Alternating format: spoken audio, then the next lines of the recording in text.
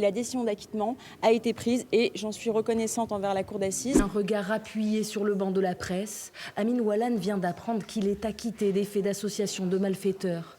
Lui qui avait invité la cour à avoir du courage ce matin a été entendu. Tout comme son avocate qui depuis des semaines martèle que les charges qui pèsent contre son client ne tenaient pas.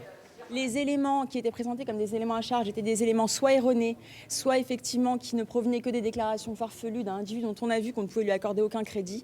Les magistrats ont simplement constaté à la lecture du dossier qu'il n'y avait rien contre lui et la décision d'acquittement a été prise et j'en suis reconnaissante envers la cour d'assises. Étonnamment impassibles, les 5 accusés quittent le box en saluant leurs avocats.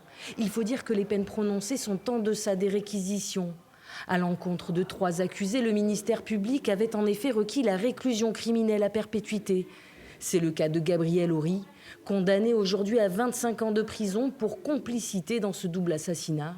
Une condamnation par réputation, indique son avocate. Il s'agit d'un verdict politique, comme on vous l'avait annoncé avant. Les choses étaient écrites avant et la messe était dite avant. Donc nous allons évidemment interjeter appel, l'ensemble de la défense.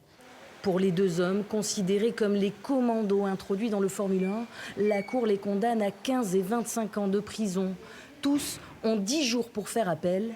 Amine Oualan, bien qu'acquitté, restera en prison. Lui et Karim Arat ont déjà un autre rendez-vous judiciaire ici même à Aix-en-Provence. Ils seront jugés en octobre, cette fois pour un triple assassinat.